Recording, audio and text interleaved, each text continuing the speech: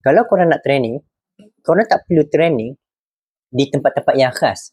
Tempat-tempat yang memang ada semua kelengkapan baru korang merasakan adalah okay, korang dah sesuai untuk training. Korang baru boleh nak training. Itu adalah satu tanggapan yang salah untuk seseorang. Especially for runner yang nak fokus. Sebab tak semestinya korang memerlukan satu tempat yang perfect baru korang nak mula korang punya larian sebenarnya. Yang saya selalu tekankan adalah korang hanya perlukan tempat yang selamat dan korang boleh berlari. Itu sahaja satu kriteria yang saya utamakan if korang nak berlari dengan konsisten. So, contohnya korang tinggal di perumahan. Say, okay, perumahan sekarang mungkin dah moden kan.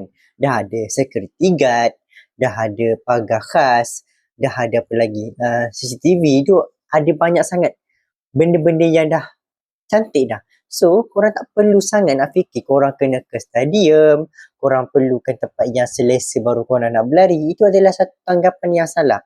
So, bila korang fikir macam tu, korang akan menyebabkan korang punya larian tu tak mula. So, bila korang nak mula, korang fikir, oh nantilah aku boleh pergi ke stadium baru aku lari. So, bila tu? So, kita kena fikir bila yang kita sesuai. Kan korang dah kerja kan? So, korang dah rushing untuk ke tempat ini ke tempat itu. So, akan menyebabkan korang punya larian ataupun training korang tak berlaku. Korang tak meneruskan korang punya training, larian. So, akan menyebabkan korang selalu postpone.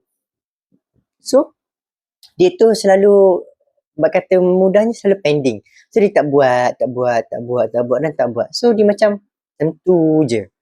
So, nasihat saya bagi korang tengok contohnya kalau korang dekat kawasan kampung sekalipun, if okay, tempat tu korang rasa selamat kan, korang dah tahu macam mana environment dia, macam mana dia punya, okay, pukul berapa yang okay, ramai orang lalu lalang supaya korang rasa ada orang di kawasan tersebut dan kawasan tu tak mencurigakan. So, it's okay for you to run there. So, tak perlulah korang fikir, okay, nak berjaga-jaga kan. So, korang perlu fikir selamat, talent. Tak perlu fikir banyak. Itu je. Thank you.